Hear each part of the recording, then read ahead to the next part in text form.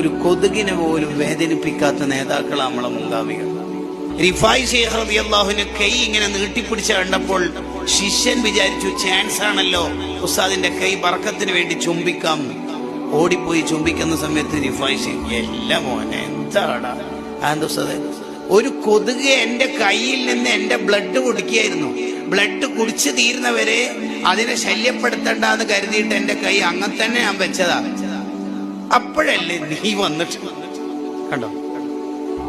Rifai ശൈഖിന്റെ dress ഇങ്ങനെ ആറിയിട്ട സമയത്ത് ഈ കൈയുടെ ഭാഗത്ത് ഒരു പൂച്ച വന്നുറങ്ങി. റിഫായി ശൈഖിനാണെങ്കിൽ ആ ഡ്രസ് ഇട്ടിട്ട് പോയി പള്ളിയിൽ നിസ്കരിക്കണം. മഹാനവറുകൾ ചിന്തിക്കാണ്, ഈ പൂച്ചന്റെ ഉറക്ക് ശല്യാവുമല്ലോ, എന്ത് ചെയ്യും? മെല്ലെ ഈ കുപ്പായത്തിന്റെ ഈ ഭാഗത്ത് കത്രികനെ കൊണ്ട് പീസാക്കി ആ കൈന്റെ ഭാഗം അവിടെ തന്നെ. എന്നിട്ട് കൈയില്ലാത്ത കുപ്പായമായിട്ട് പള്ളി പോയി നിസ്കരിച്ചിട്ട് വന്നു. നിസ്കാരം കഴിയുമ്പോൾ മൂപ്പര് ഉറക്കത്ത് നണ്ടിട്ട് പോയിട്ടുണ്ട്. അതെടുത്തിട്ട് ഇവിടെ ഫിറ്റാക്കി. കണ്ടോ, ജാടയില്ലല്ലോ, അഹങ്കാരമില്ലല്ലോ, ഒന്നുമില്ലല്ലോ. ആരെയും വേദനിപ്പിക്കും, ആരെയും പ്രയാസപ്പെടുത്തരുത്, ഒരാളുടെയും കുറ്റം പറയരുത്.